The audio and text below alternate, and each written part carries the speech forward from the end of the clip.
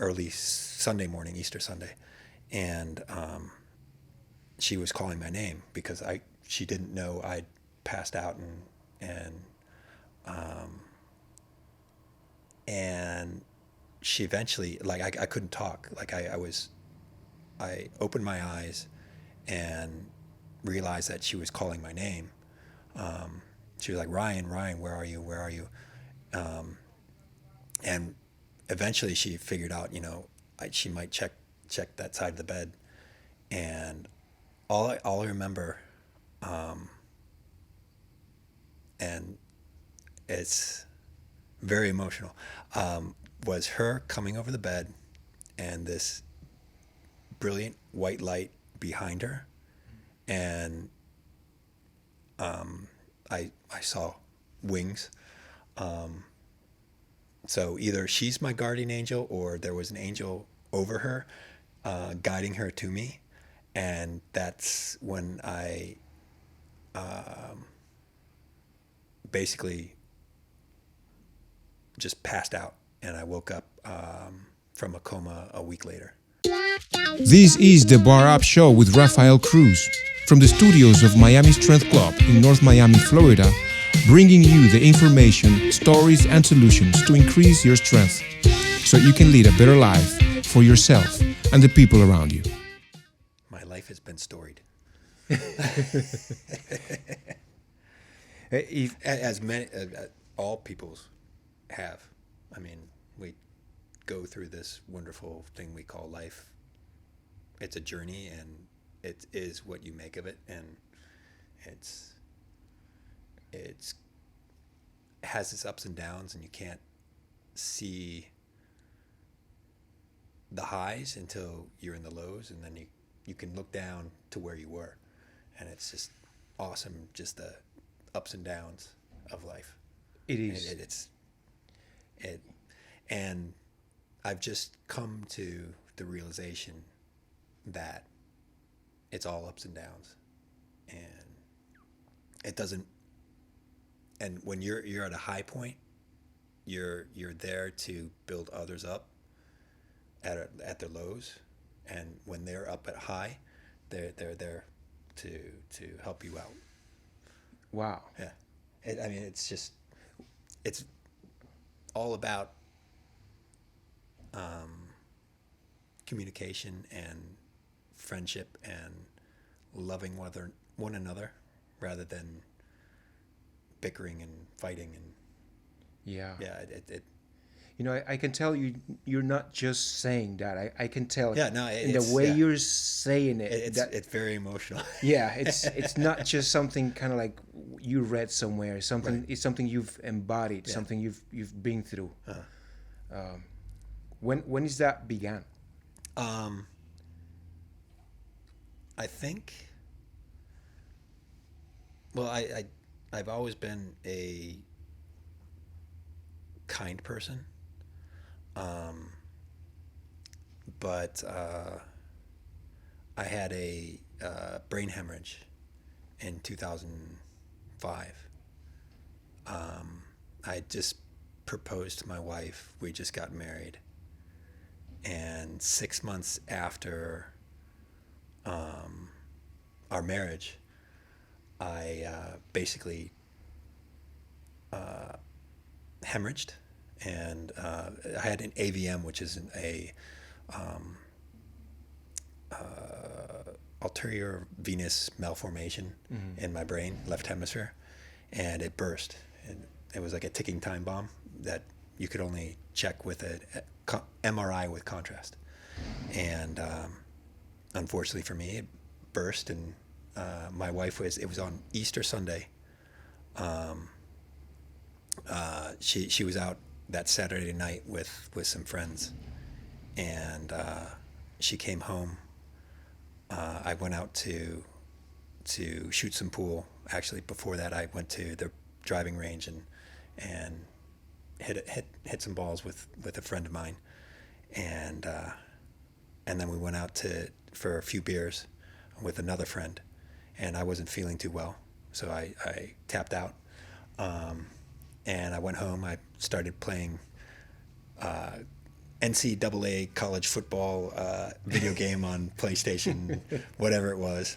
And then I had to go to the bathroom, and I got up, and my legs didn't function.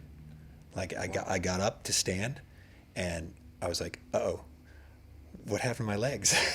But okay, so you could get up, or No, you just couldn't? I swung my legs over over the bed, and when I stood up, I was like, my legs just gave out. Wow. Like it was the worst feeling, because I couldn't do anything, and I was like, oh, maybe I shouldn't have stood. And luckily, I was in between. It was at my old apartment, and our bed was next to a sliding glass window. Yeah. And the space there was only like a nightstand wide, and that's where I collapsed.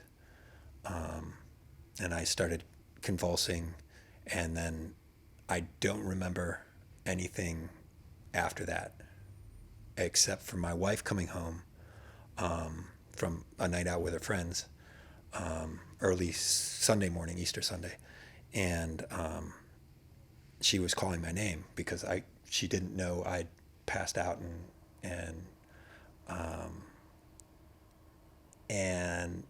she eventually, like, I couldn't talk. Like I opened my eyes and realized that she was calling my name. She was like, Ryan, where are you? And eventually she figured out, she might check that side of the bed. And all I remember, and it's very emotional, was her coming over the bed and this brilliant white light behind her. And I saw wings. So either she's my guardian angel, or there was an angel over her guiding her to me. And that's when I basically just passed out, and I woke up from a coma a week later. Apparently I Jesus Christ, that's intense. somehow I made it. She and the paramedics came, and they said, they asked her questions like, was he drinking? Yes. And they said, oh, give him some Gatorade and aspirin. And with a brain hemorrhage, aspirin is the last thing you want to get, because it increases blood flow. But they didn't realize that it was a hemorrhage. And so I feel blessed that it may have increased blood flow and kept me alive. I have no clue. But she went to church that morning because it was Easter Sunday, and somehow I made it to the bathroom. I don't remember this, but she tells me, and I passed out again. That's while she wasn't home yet. No, she had come home, and she called the paramedics, and they came, and they told her, oh, give him Gatorade and give him aspirin, and then they figured, it was just like they'll sleep it off, and then she went to church the next morning, and somehow I'd managed to get out of bed to the bathroom. And what happened in the bathroom wasn't pretty. But at that point, she knew something was wrong, something drastically wrong. And she called the paramedics again. And I was transported to the Aventura Hospital. And the surgery was eventually done at Memorial Hospital in Fort Lauderdale. But apparently I died in the ambulance ride to one of the hospitals. I was flatlined for you said you died? Yeah, for 3 or 4 seconds, and then they resuscitated me. Wow. Yeah. So I think at that point I realized, no, I mean, I was in a coma, but when I woke up from my coma, it was funny because I woke up from my coma speaking Spanish. And Did you know how to speak yeah, Spanish? yeah, yeah. Okay. But all of my wife's family was there, and they're from Peru, so they were speaking Spanish around me, and apparently I was taking that in subconsciously, and like I woke up, I said "Hola, ¿qué tal?" But no, I didn't say that. I was like, but I understood everything, and my first words were Spanish when after I learned how to speak again. It was in my left frontal lobe, so that's your language center, and I had to learn to get dressed, speak again. Went through 2 years of speech therapy. So you wake up from a coma. But by the way, this is intense. I'm glad you made it. Well, thank you. I Wow. And that goes to, I'm here for a reason, and I haven't quite figured that out yet, but I know I have a purpose, and that's the reason for me, my change. That's the reason. I think that was the moment that I realized that people are here to help, and when I'm at my lowest, in a coma, there were people ready to assist me at anything they could do, physically or mentally, to help me out, because that's what they did it out of love. And so at that point, I realized, well, when I'm doing well, and I can show my gratitude for those people by helping other people that are not doing well. So to bring them up to the high, and that's my philosophy now. Wow. So many things come to mind right now, and all I say is, that's a hell of a learning curve. Yeah. Yeah. When you wind up in a coma, and wake up not being able to do anything for yourself, and you have to rely on others. My wife was actually told that that my chances of making it through this are very low. There was like a 10% chance of me surviving. Yeah, I want to backtrack, to ask some questions, yeah. because just for me to understand, So, okay, extremely fortunate that what you said, as far as your wife finding you, somehow taking an aspirin when that's kind of like counterproductive, Right. and at least straightforward speaking. In that case, this number of things that kind of, in hindsight, kind of kept you alive. Yeah. You go into coma. A week later, you're up. Mm-hmm. You start talking Spanish or mumbling Spanish, but you can't. All I'm thinking is, you can't really talk at this point. Right. Is it? Yeah. No. I had totally forgotten to how to speak. The English language I had to relearn the English language. Was that due to kind of like what happened in your brain, or because of falling, or No, combination? because once blood touches brain cells, they immediately die. So the AVM, the hemorrhage was 9 millimeters by 6 millimeters. So it destroyed a good portion of my communication center. Yeah. So it's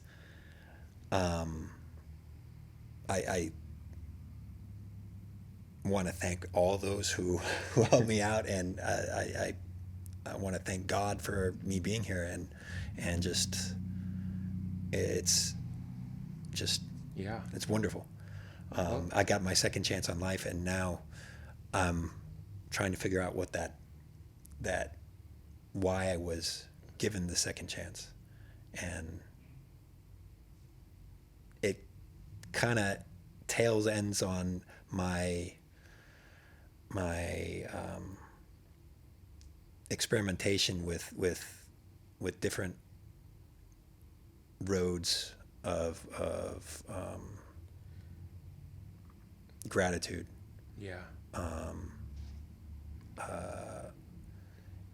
And I'm just happy to be here. What would you say? I mean, I don't want to. I don't know. I don't want to be this misunderstand. The general.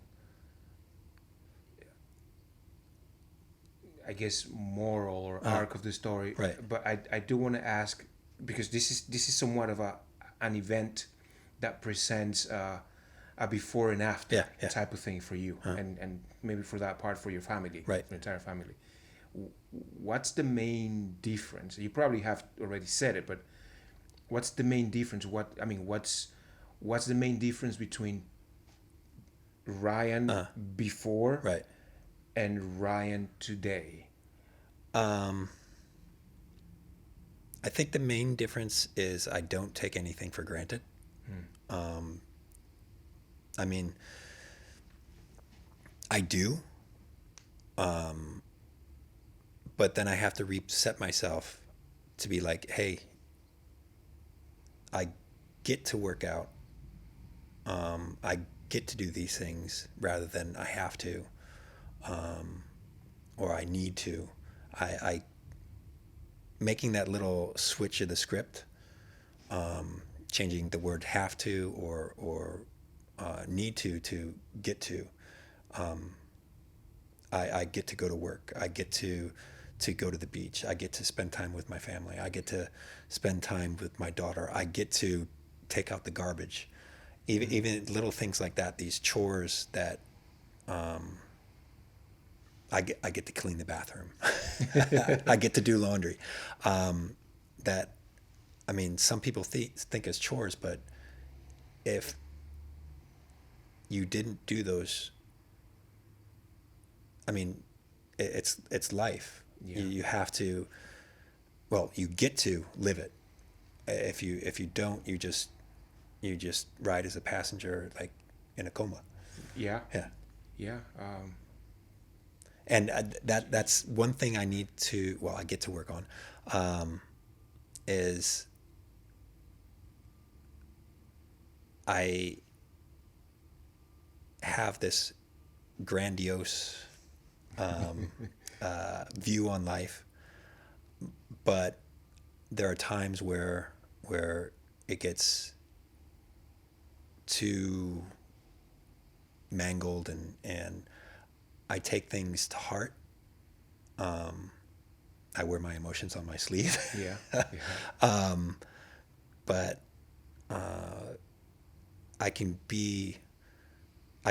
I talk the talk, but when it comes down to it, I'm slightly hypocritical, and I need to be pushed to be less hypocritical. Like I at work, it's like, oh, do this, oh, I get to do this, and if I see someone not doing it, or I get sort of peeved, and or at home, or at the gym, like at the gym is a perfect example. You make a choice either to go or not to go. Yeah. That's true. I mean that's the only. It's yes or no, and I'm tired, or I can't go because of this story I just made up. Right. Right. But in reality, you can wake up that extra half hour early and make it to the gym, or you can stay up that extra half hour late, make it to the gym. You can do anything. Everyone is given 24 hours a day, That's right.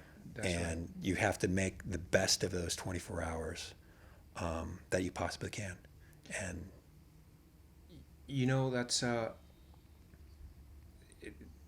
very obvious to say, but it's so true, and we take that for granted so much.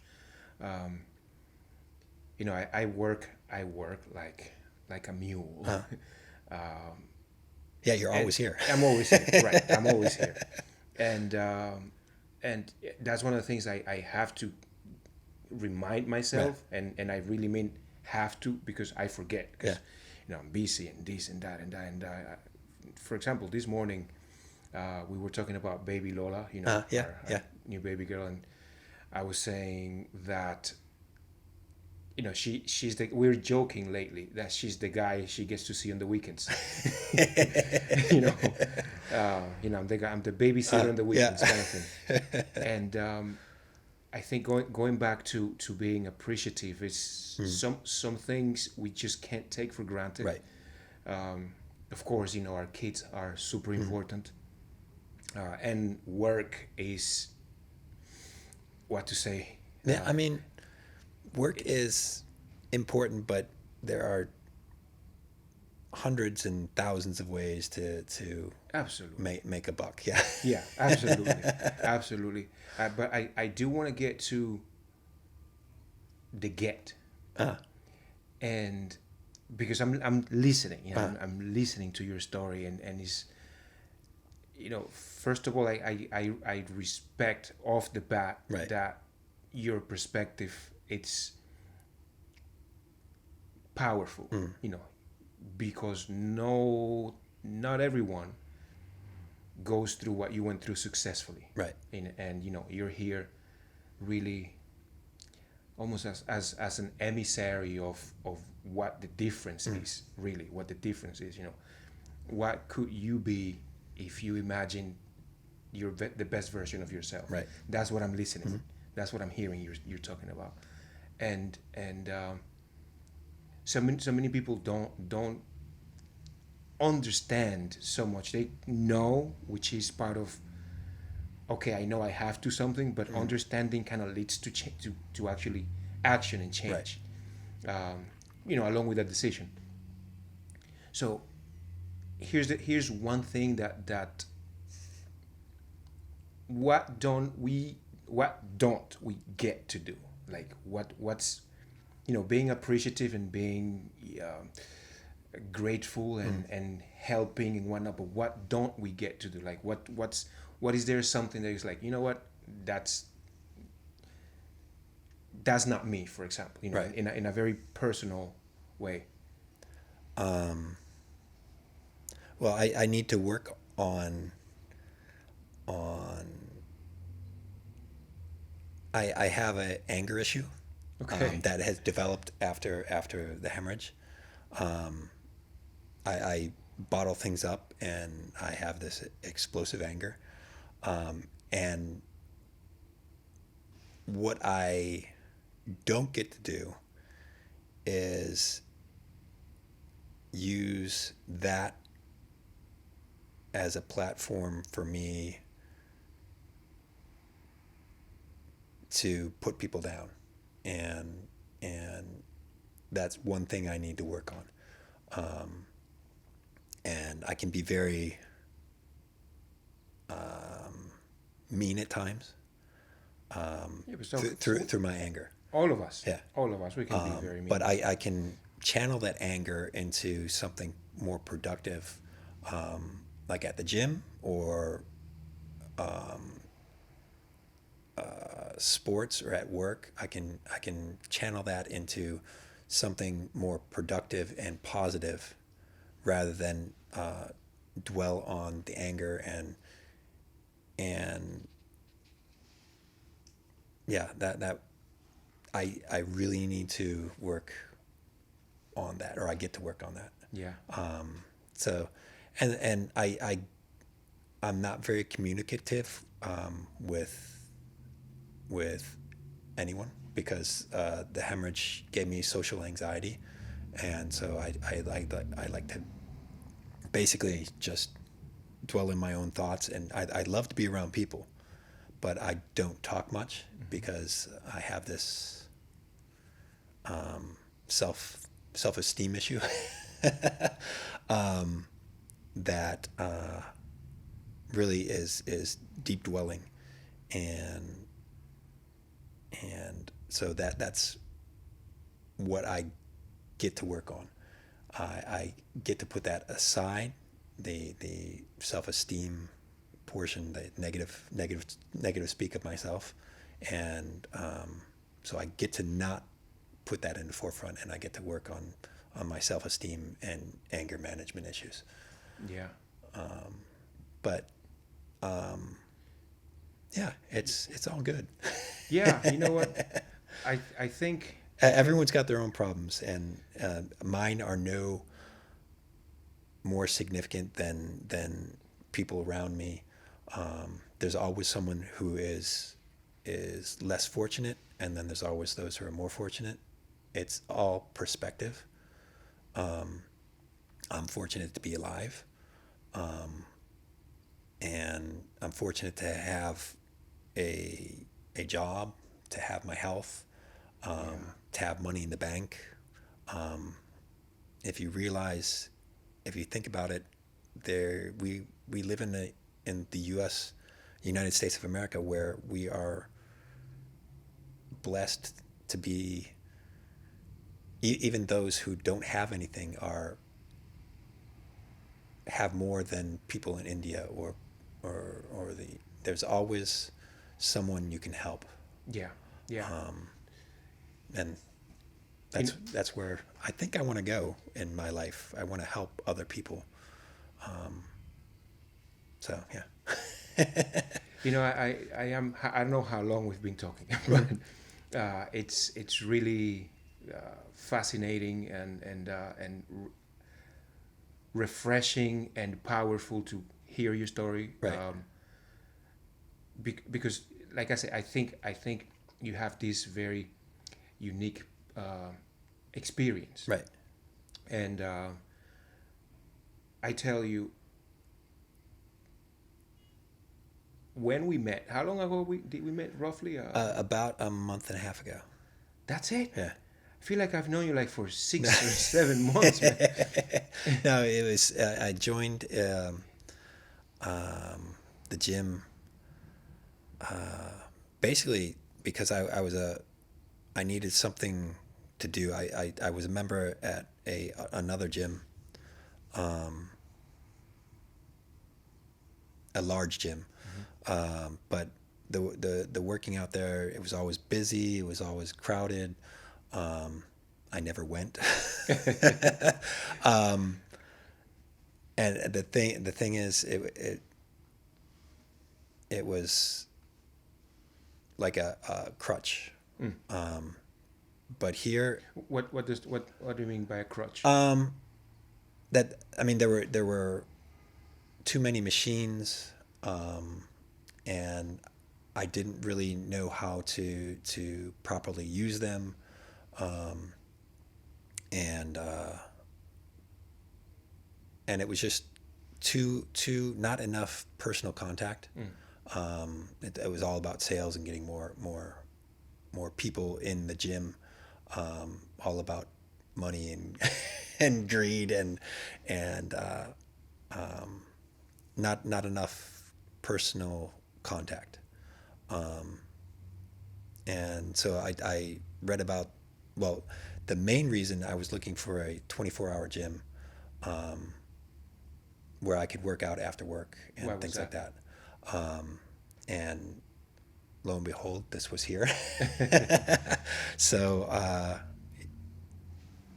and I mean, it's been amazing just to be here and get to know the members and you. Just it's more oriented towards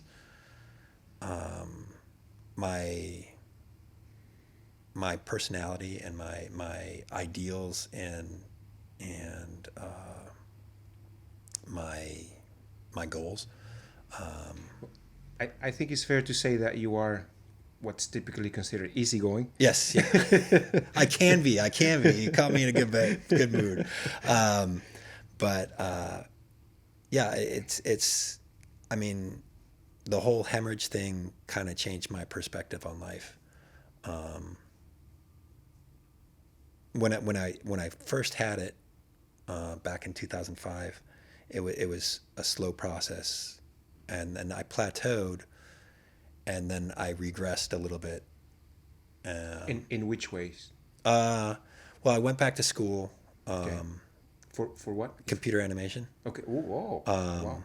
That's fancy. And it was good, but I fell into the same patterns I had before.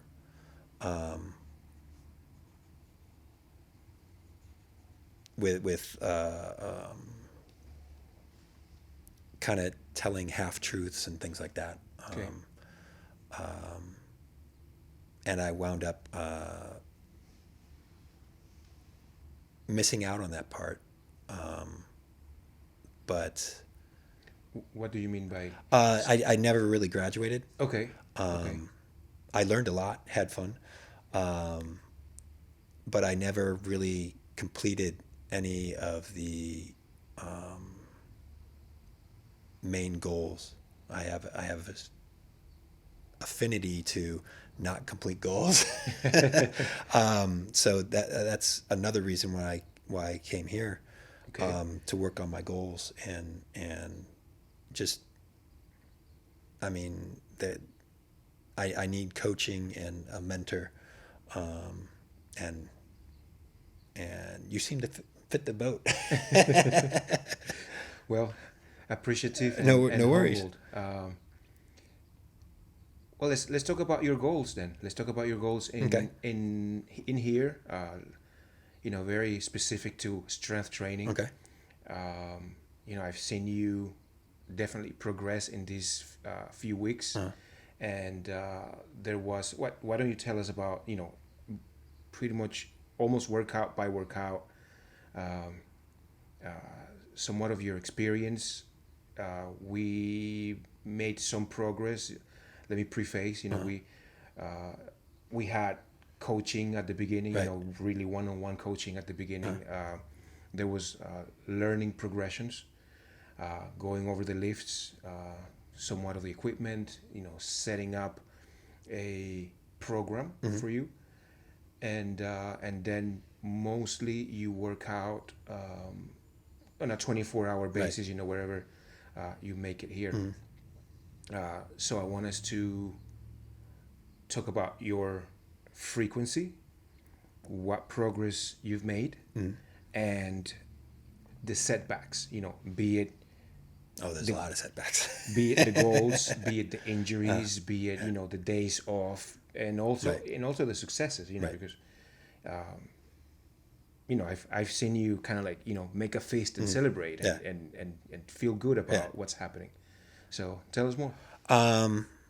Well, today I exceeded my goals of lifting on the squat and deadlift. Okay. I increased by 10 pounds on squat and 20 on deadlift. What total weights? 190 on deadlift and plus the bar, and 175 on squat. Awesome. But yeah, I felt good, and I'm journaling more, keep a workout log, and what I like to do is I like to put inspirational quotes that mean something to me in my log. And it may be, today was Abraham Lincoln. I may walk slow, but I never take a step backwards. And that's something I want to live up to. I don't ever want to take a step backwards. I may do it slow, but I don't want to backslide to that point where, I can't go to the gym. And tell those stories to myself. They're just stories. Yeah. But some setbacks, injuries, yeah. Yeah. I wrenched my back out. I had a muscle spasm in my right side of my back, lower back, and that put me out for a good week and a half. Yeah. And it was, I couldn't walk. It happened at work, and it took me 20 minutes to get in my car. And so I knew something was wrong, but what did you feel? I mean, like, what was going on? What were you doing? it was just basically not drinking enough water. Oh, yeah, that does it. Not eating properly. That's something I need to work on, or I get to work on, eating properly, especially when you want to build muscle mass. You have to eat properly, and that's something I get to do rather than just talk about it. Yeah. And the time, I tell myself stories of, I can't work out today. It's too tired. I'm too late. But that's the purpose of a 24-hour gym. Right. So I'm like, well, I joined the gym because it's open 24 hours. Now I'm telling myself I don't have time. So that's just another false story that I tend to think is real. Well, I tell you what. It's basically just fear. you can say. I think I'm listening. And when you sent me some information, I'm thinking, what very real problems you may experience that through this conversation, you, me, and anybody listening, can take advantage of, or see perspective, or resonate with some sort of a solution that they can implement. And what we're building here in this conversation, and I want to address that from a standpoint of coaching, actually. It's very powerful because, one, like you said earlier, going to the gym and training, it's somewhat of a binary state. You either go or you don't go. There's in betweens. For example, people, okay, I'm not going to the gym, but I'm going running, for example. But that's great, but that's a different decision, for example. Right. So, once you make your decision to go to the gym, which I typically call, you can't be a monk outside of the monastery.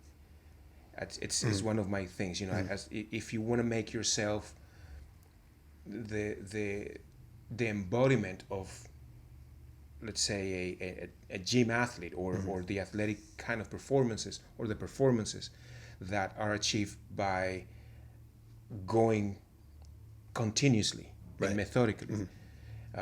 And that gives you an adaptation, then that's where you need to be, for example. Right. I mean, that's very simply put. So it comes with a decision. It's almost like all or nothing. Right. I will. Yeah. Why do it if you're not going to do it 100%? Right. Yeah. Right. And so that's that. But there's something that comes in between that decision all the time. And I think it's know-how. I tell you, because what you're describing describes part of who I used to be. Right. Yes.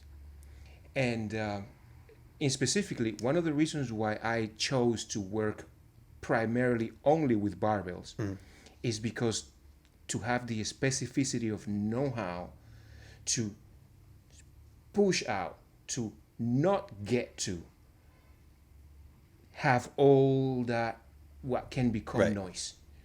So let's say I want to play with 3 notes, 3 chords, and of course there's more than enough to do. If the music analogy makes sense. It does. Yeah. But here is one of the things that helped me the most.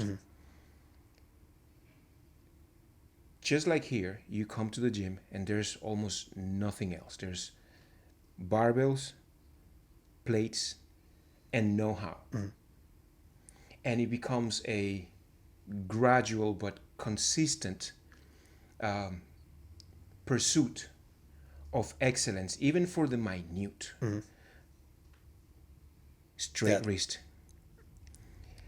barbells not rolling, the setup, that, for example, hitting the barbells when you finish your set of squats and now your alignment is not what it was at the beginning, to actually extend thoracically and set your chest up and then rack the bar evenly, upright, then down, evenly.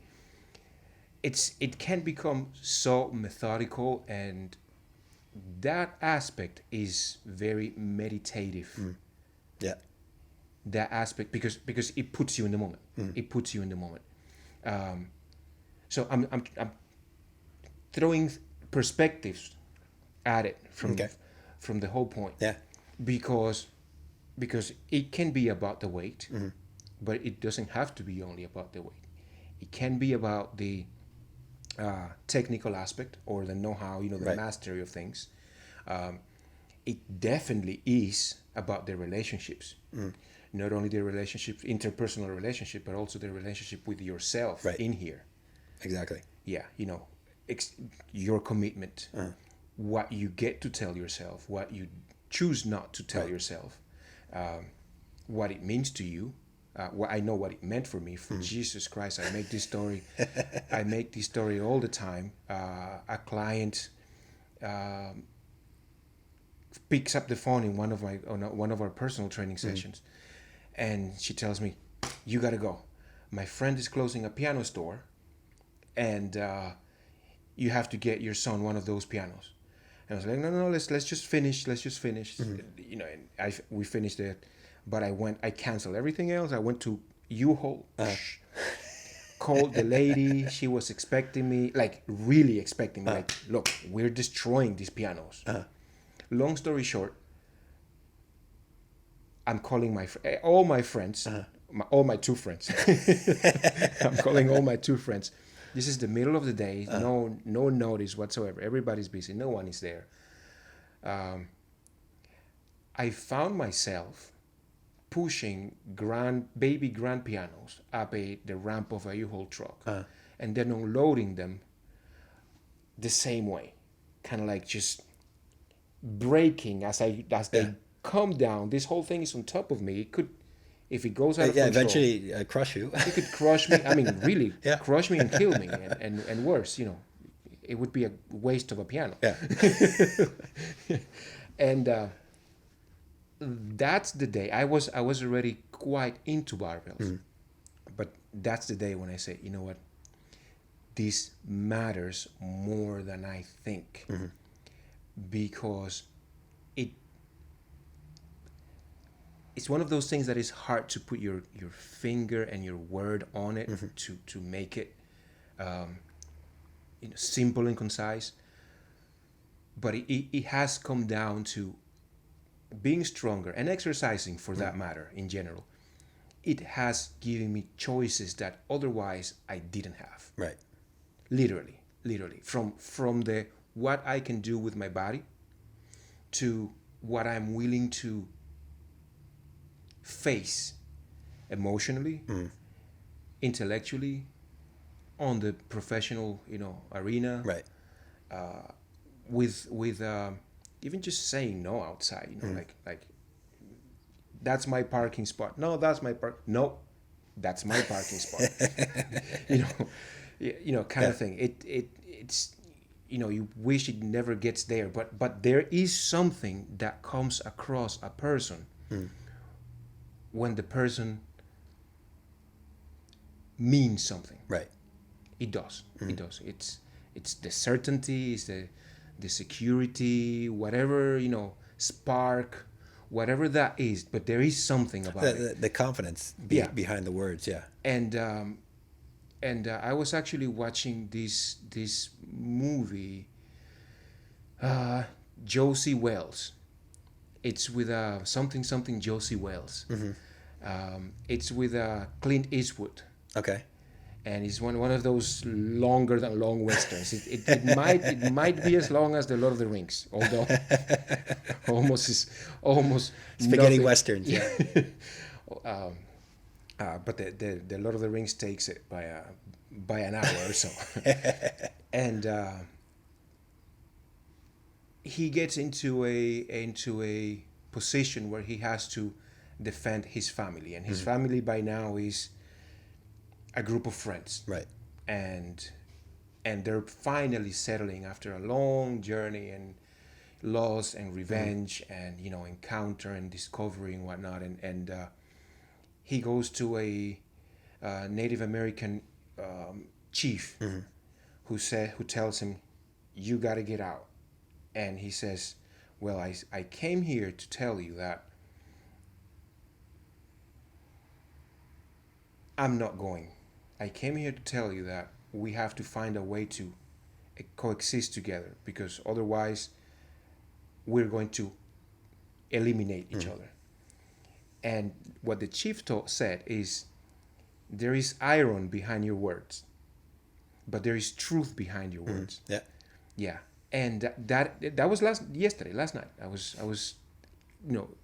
and I was like, wow, that's the kind of thing that, generally speaking, achieving gives a person. And I put the achieving first, because now I want to talk about the goals. Okay. Yeah, the goals. What are your goals? Generally. In the gym. In the gym. Okay. In the gym. Here in this gym. I want to be a stronger person. Not only strength physically, but emotionally and mentally, as you brought up. And I want to get a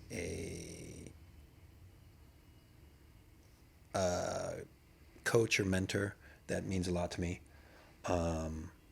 and I want to develop friendships that will boost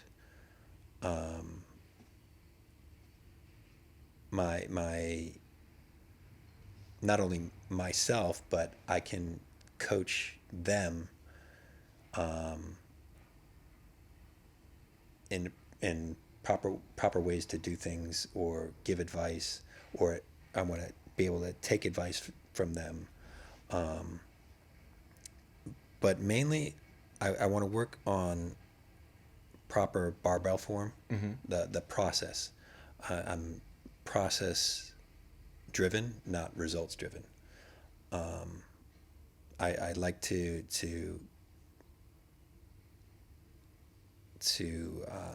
practice the form before I even lift anything, and I want to make sure that the form is correct, and that's one thing I have difficulty with, is asking for help. Okay. And that's one of my goals, is to be able to ask for that help when I need the help, and always be there to assist if and when I can help. And that's on not only in the gym, but on a life basis. Yeah. Physically, I'd like to be able to lift my body weight. Okay. Okay. Good stuff. That is, let's say, with the barbells, or in the sense of chin ups, dips, kind of like calisthenics kind of thing. Chin ups, I really can't do. I can pull myself up to halfway, but I honestly don't know how to do a pull up properly. Okay. And I mean, that's a good point. You just called me out. My form, I'm not sure if how to do a proper pull up or chin up, or I've seen them done, All right. but I'm not sure if that's a proper form. And Okay. So let's describe those two exercises, Right. and what I don't even know the difference between right. So I want to exactly address the difference. So the chin up. First of all, both exercises are set up where there's a bar or something you can grab onto to pull yourself up by grabbing onto something, and then using just the strength of your arms and the strength of your back muscles, Right. to pull yourself up. Now, here's the description of that. In a chin up, you grab the barbell or the bar in a way in which you can see pretty much your fingertips facing your face, Okay. or in the direction of your face, or the inner part of your wrist, well, or where all the veins are, so palms facing you. palms facing you. Okay.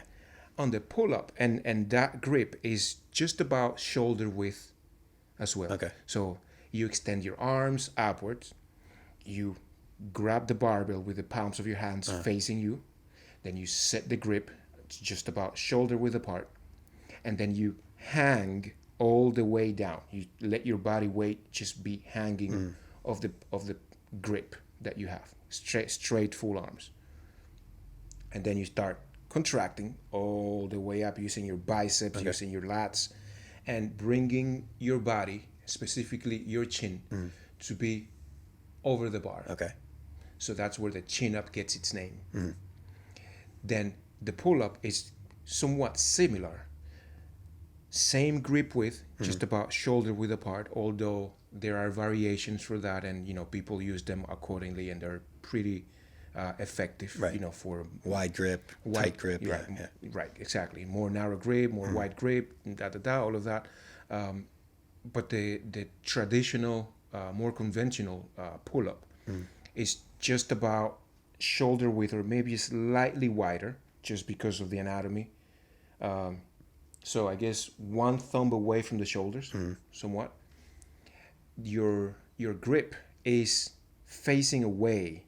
Your palms are facing away. Right. Now, Okay. so you get to see the dorsal of your hand, or your knuckles, if you will. Okay. And then same thing. You start from a full hang. You start pulling yourself up until your chin up, or some people kind of even touch Their chest. the chest, Yeah. or somewhat the clavicle neck, area. Yeah. And people do that for reps, 5, 10. Some people are really skilled. Those who do the Murph. Exactly. Jesus, it's the king of the back exercises. Right. It's one of the kings or the generals of the back exercises. So that's that. Now, that's the main difference between those two, the grip and how high you go. Right. Granted, by description, when you see it done at the gym, some people are going to have their own version of that, and that's that. Mostly here in the gym, we practice the chin-up version, just because it grants us access to more muscle mass, because it has very adequate and useful inclusion of the bicep. Okay. Yeah. it doesn't affect too much what happens with the lats and the back muscles, those muscles that extend the humerus or the upper arm. Okay. And really allow you to pull back, because that's the motion. This angle right here is the main motion that's getting all the pulling. Right. Which is bringing this bone down until, and of course, this is where the chin up assists, because the bicep is hugely at play. And then you get the chin up. Okay. The other one has less chin up, because now, as you can see, that grip by itself Your arm relaxes, it relaxes the bicep. Yeah. And it's engaging your lats more. Right, and it's engaging a certain line of contraction of the lats and other muscles as well. So that's the main difference, to be descriptive. On the other side, the body weight movements, like a dip, push-ups, different variations of push-ups, Right. different widths, where you put your feet elevated on a bench, things that are popular on CrossFit and other modalities of training, like doing a inverted press. Okay. I don't know if you've seen them, or something. I think they call them keeping press or something like that off the floor. Disclaimer: I am a CrossFit illiterate when it comes to the terminology of the exercises. Yeah, it's inverted press means like I'm pressing what? It's kind of like a headstand. It's kind of like a headstand where you lower your fully extended arms, so it simulates the press. The only thing you are inverted, your feet are up. Oh, okay. And your hands are down on the floor. Okay, so it's like a handstand version of a press. Exactly. Okay. And you're pressing your own body weight. Okay. That's impressive, let me tell you. Yeah. That's not easy. I can't do a handstand. Well, on That's the wall. That's one of my goals. I want to do a handstand. Okay, well, I can teach you that. Okay, perfect. Quite, I would say, from a process standpoint, quite simply. Okay. Yeah. We start with other modalities, like being able to do kind of like one of those tripod of the floor. Yeah, on do your a elbows. headstand. Yeah. Yeah, like a headstand, and then you progress to handstand. Right. They are distinct enough that each process is going to be somewhat different, but I like to, or the people that I've showed that, which is about 3-4 people now, quite proficiently, they were happy with the results. Oh yeah. It took a while, but doing headstands does a long, goes a long way in order for you to understand your body position. You know, that train your muscular, your neuromuscular system to like, hey, you know what, I can be that way. Right. I can exist that way, and it's not dangerous. Okay. Being upside down just scares me. Now, with the barbells, body weight is a good standard. Right. Of strength that is very functional. It's very attainable actually, and it comes rather sooner than you think. Right. If the program and the nutrition is following, essentially doing a program. Right. And I think we are going to have another sit down. We're going to definitely have another sit down, because in the program you have to start doing chin-ups. It could be 2, could be 4, could be 7. However you do them, you have to start doing chin-ups, and there's a progression that I'm going to give you, which is eventually you're going to be doing sets of 10 chin-ups. Okay. Yeah, that's the goal. That's a bit scary.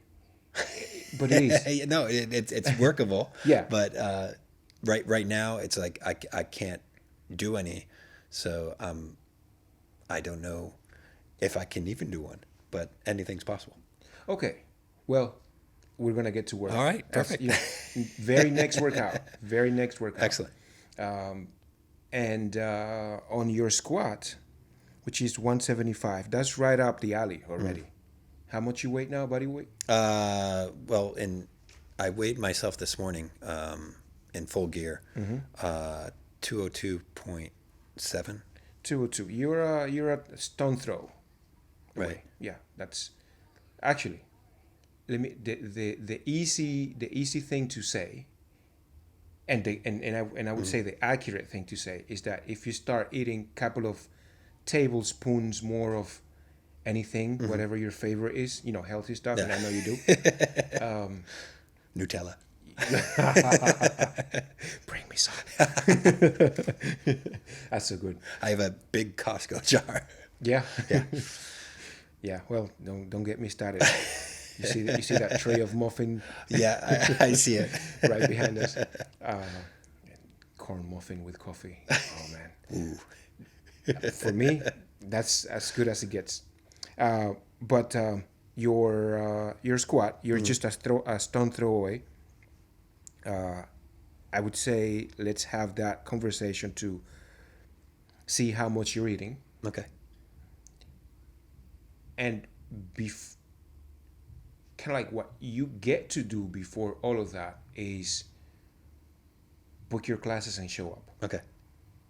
Yeah, book your classes and show up. Right. I'm gonna work in the system, and I used to have it before, but I took it away because of COVID. But I'm gonna work in the system where even though it's open gym, you can book. Okay. So you can put it in the calendar. You're like, hey, you know what? It's not a class. I may or may not be here, but you book it in your calendar with our system. Right. That you know it's there. I know. Yeah. At that point, I know it's not your own personal Right. calendar. Yeah. I know. Okay. And that's good. Yeah. I think that's good. Yeah. Because- Keeping not self-awareness, but group awareness. Group awareness. Yeah. Including others. And- Inclusion. And you know what? With enough frequency, you will find out that there's a lot of people coming in and out of here at very odd times.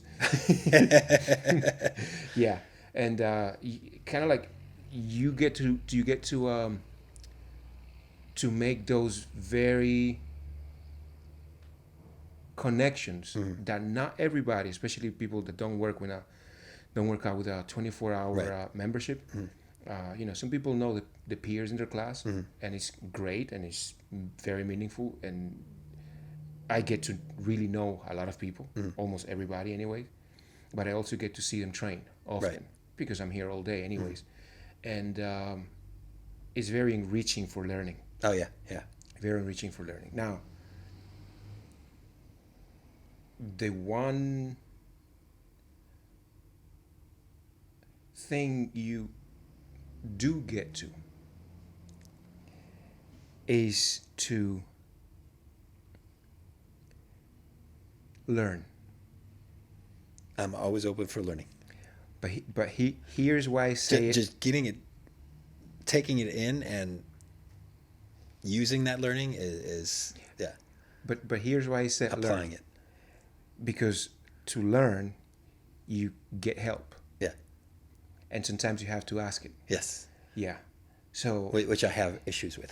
right. So it comes down to, and I'll tell you an anecdote right after this, but it comes down to,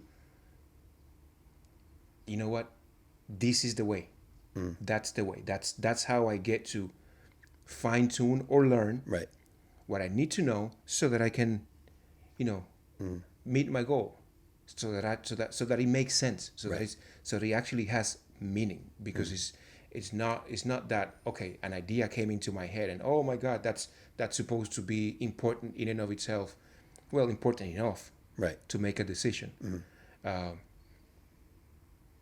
But the going back as why I chose barbells, is because you do get to learn. There's no unlearning. Right. It's always learning. Because the minute you think you know it all, add 2 more pounds, and watch what happens. Watch what happens. Just those 2 pounds, those 5 more pounds can bring you down like a castle of cards. Right. And actually, there's no. You learn from your failures. Yes. So when you fail, you're actually learning in that process. So I mean, if you put on the extra 2 pounds, and that's one thing that I got in the habit of doing is writing down when I fail, and then explaining in words why I think I failed. Yes. Was it improper form? Was it too much weight? Did I open my stance a little bit? Did I close my stance? So it's all a learning process, and then when you reach that goal, or that after that weight, like say it was like 170, and you could only do 3 reps. When you hit that 170, you push out 5 and you feel good, then you're like, the world is my oyster. That's right. To that, to go about the setup in a way in which you can take the very clear steps that you learn, but fine tune it to your very own method. Right.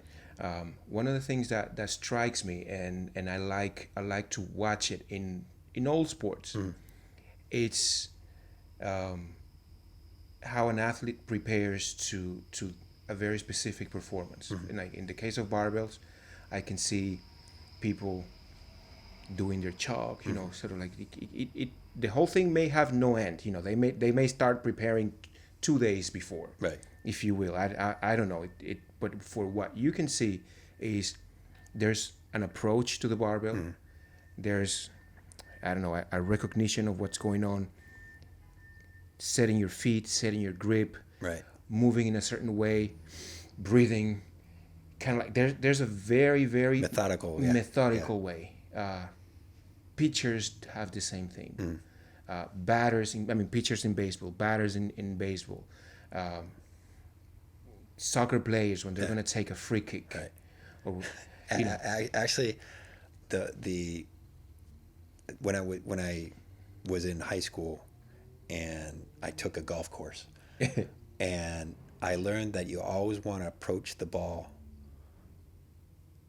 from the back, and then you turn your hips, and it was just an amazing process that worked out. Yeah. When you approach the ball, you don't haphazardly just walk to it and just hit it.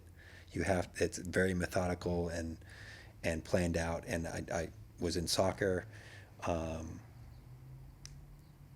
and I rode the bench for most of the year on the varsity team.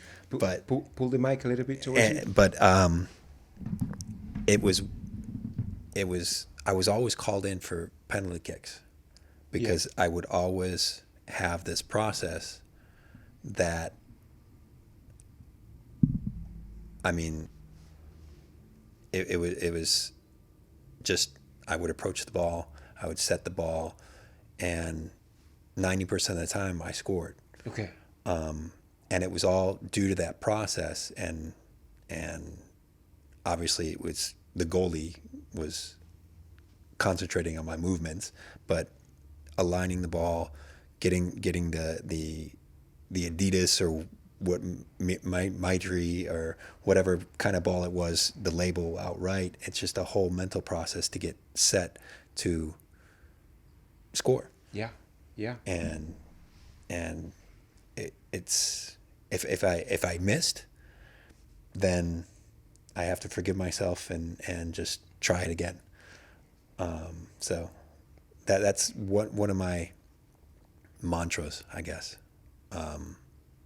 Forgiveness. If you fail, there are people who hold grudges and don't forgive. I think if you fail and you tried 100%, then you have to forgive yourself. Yeah. It's there's no other way to move forward. I mean, really, because I think that's what, some of the mythical or sacred stories, talk about. I specifically recall there's this town. This is a Bible reference. There's this town that was going to get destroyed, and God sends His angels, and says, you have to get out. But when you get out, you can't look back. Right. And otherwise, one person looked back and petrified. Right. Turned into a stone. And I think that's what, holding grudges or not being able to let go of the past, it freezes you there. Yeah. It's just that you can't look back. You have to be. I've never heard that, the analogy of freezing yourself in time. Yeah. About that. Yeah, that's interesting. Yeah. Yeah, it's that's very profound, and I'm gonna hold on to that. Yeah, not live in the past, but because otherwise, what utility does it have to move on? I mean, if there's something that didn't go well, I mean, in the case of this story, and I like this story specifically because it can be told separately from very personal beliefs. It's just something that stands alone. Yeah. And what utility does it have that, even when considering from the sacred, your sacred source tells you have to leave that behind. Yeah. What's there to look? It's only going to freeze you. Someone's going to keep holding you. Either your relationships, your training in this specific case. I tell you what, I put 400 and something pounds on the bar for the first time in about a year. That's like 2 weeks ago. And I'm pulling. And I see the bar picking the slack and bending a little bit. And just 2 seconds into me pulling, I'm like, this shit is not going up. What's wrong with me? I looked around, I was like, and then looked in the mirror because it wasn't here, it was in another facility. And I said, what's wrong with me? I took a look at the equipment. It's like, because it's different equipment. Right. And it's like, oh my God. And it's like, okay, I step back. I went back, put my hoodie on, stare at the bar like if it was, premeditated lifting. And went back to it and pulled one. I'm still sore. No, I was sore for about 3 days out of just that one pull. But I could have said, I'm not ready for this. Right. But I just, failed rep. It's been a while. It's been months. But let's go. 405. 405. For God's sake, I'm 250. It's nothing for me. Yeah. It's supposed to be nothing for me. But then again, it's coming back up. It's coming back up. Let me share something with you. This is Austin, Texas. February 2018. Okay. I'm in the Starting Strength seminar, and one of the coaches, their top coaches, what they call it, the seminar staff, the platform. They do the platform evaluations. It could be an Olympic athlete or me. It's the same. You're going to get the same coach. They're going to teach you exactly what you need to know. And one of the coaches, I do respect him and tremendous, all of them, of course. But we got a personal connection because he tells me something like, "Oh, you look like a horse. You're built like a horse," because of the way I squatted. I went almost as low as I wanted, and I said, "Oh, I want to get my deadlift to 600 in the next year." Never happened, but never happened. But I gave myself that goal, and it didn't happen, but not yet. Okay. Yeah. It will happen, but you just had to reevaluate the timeline. Well, yeah, definitely. Twice. I've done that twice. My best deadlift got just shy of 500 by, I don't know, 60 pounds. I'm just kidding. somewhat 485. I think it was my heavy. Yeah, 485. My heavy deadlift. 4-1. 4-1. Yeah. Not for reps. 4-1. I was sore for another 4 or 5 days. They're brutal. Yeah. They're brutal. And Because you're working out your entire body. You're engaging all your muscles. And I want to give you that carrot. If you think doing sets of 5 is brutal, wait until you get to do sets of 2, sets of 1. Your maximum rep, yeah. Yeah. Oh, it's beautiful. It's beautiful pain. It's beautiful pain in a certain way, but it's glory. Right. Because no one else, like Achilles in Troy, is there no one else? No one else can take your glory. Right. No one else can give it to you either. And that lifting does that, like day in, day out. So epically. Ryan, is there anything that we should hear from you? Anything I left out? Just that fear of anything. Fear is a made-up word. It's false evidence appearing real.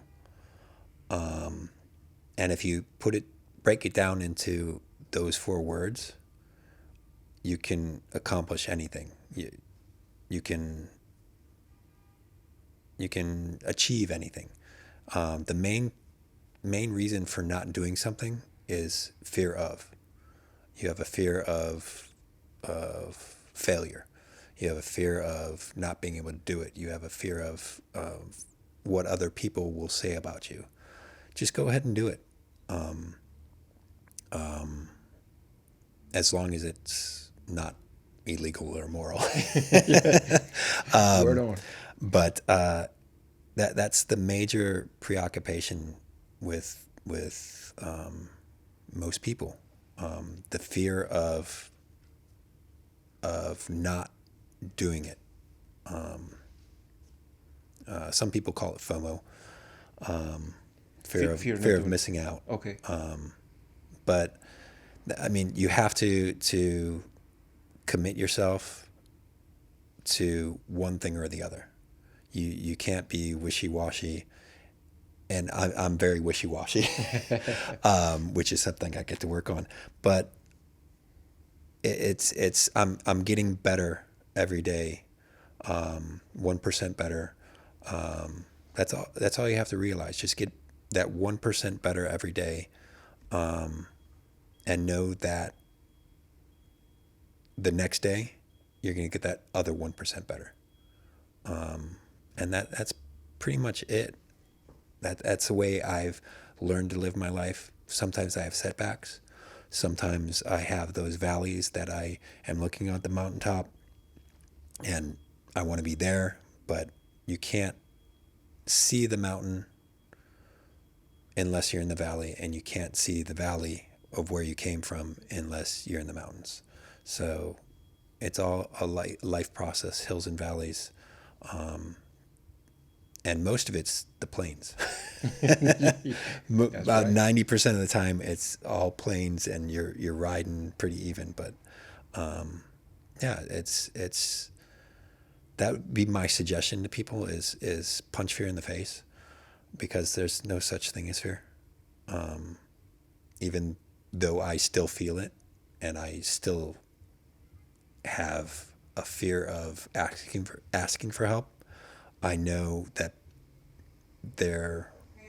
people are willing to offer me help, like you, and you're always grateful to offer your help whenever I need it.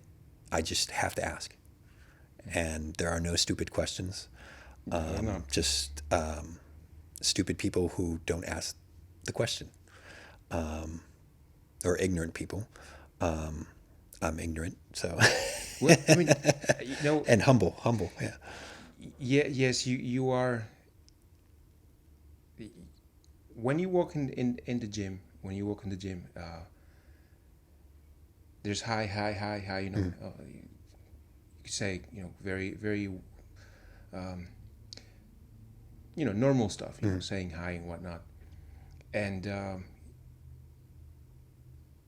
I guess you come in with an idea of what you're going to get accomplished today, and you zero in, start getting ready, with your gear, preparing, kind of like that movie, The Gladiator, when he's just about going into the arena, strapping on his armor, checking his armor. Yeah. Right. And there is a harmony. There is a harmony to the way you appear, but also when you get into it, what you're doing. I say that because I've heard you as the master of your own domain. I hear you highlight the things that you want to improve. Right. I want to give you a perspective from the outside, and it's very harmonious. Keep on going. Thank you. Keep on going. It's very harmonious, and you've done well, man. You've done well here in the club. You've done well. I along with everybody else, I think I speak for everybody, and you see our communications and the way we communicate and whatnot. It's a family. We don't necessarily. That's I will say that it's a home away from home, and I get to see it now, and that's one thing I treasure. Is family, and family comes first, and family's not necessarily your intimate family, like your wife or your husband or your kids. It's an extended family, and this is perfect. I mean, thank you for being caring and being present always. You're a great coach and a great mentor. Thank you. No worries. Thank you. Well, I think this has been intense and pleasant and a great joy. Thank you for being here. No worries. Yeah.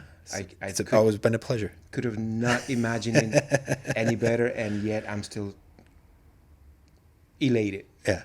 Yeah. Thank you very much. You're welcome, and thank you. Thank you. We have to do this again sometime. Yes, we do. Yeah.